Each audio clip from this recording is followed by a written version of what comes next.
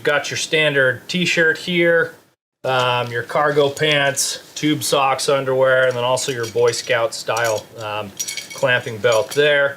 As far as your footwear is concerned, we've got our summer Vask hiking boots here. And for camp use, in order to ensure that you have proper foot hygiene, allow your feet to breathe, also it helps with the impact in the environment, so then that way you're not in boots all the time as you're walking around camp. You also have your UFU shoes, kind of similar to Crocs, a lot more comfortable than wearing hiking boots all day. Where we're at in the summer, we climb elevation a little bit, but it's still pretty warm. So as far as base layers are concerned, we really only need to issue one base layer. So that way, in case students do run a little bit cold at night or throughout the day, then they'll have an option of warming up a little bit there. When it comes to sun protection, you've also got your boonie or your bucket hat that the students will utilize to keep the sun off their face, in addition to applying sunscreen multiple times a day. If you were to ever expect any rain, to keep yourself dry, you've got a Red Ledge rain jacket. Also can double as a windbreaker. It's really effective. These are really handy jackets to have. And then, of course, you've got your standard poncho too. Okay.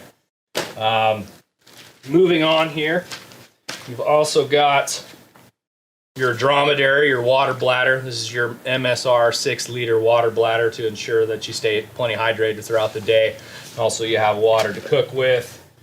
And for that, you've just got your MSR pot that you cook on the coals, or unless we're on fire ban and we need to be using propane stoves, then you would utilize that on there. Nalgene product, water bottles, 32 ounces. So students will be issued 2 of these, so Colby will receive these as well.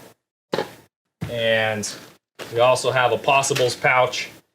So this is great for when you're doing a day hike and you don't want to haul around all of your gear, but you want to haul around some water gear, maybe some therapy work, a book to read, something along those lines.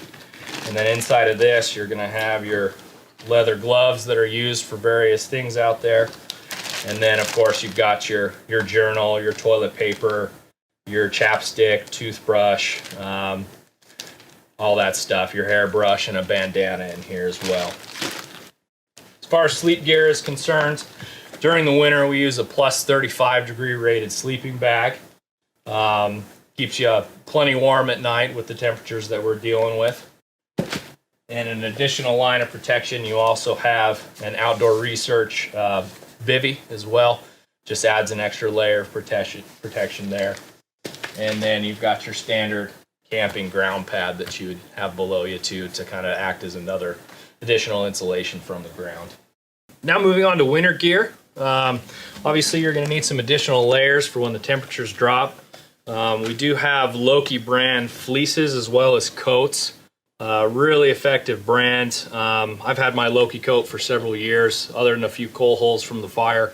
It's held up extremely well. So it keeps you crazy warm. Also, there's a face mask that's built into it. So then that way you can cover up your face as well for those really cold and chilly days. In addition to the base layers that we issue during the summer, there are also warmer base layers that are issued during the winter. If you're familiar with the Terramar ratings, they go up to 4.0, and we issue the students a 3.0 as well as a 4.0. Then socks, you get the warmer wool socks, and in addition to that, clean canteens. These can be used for either cooking, can assist with the cooking process, or you can actually use these to help warm up your sleeping bag.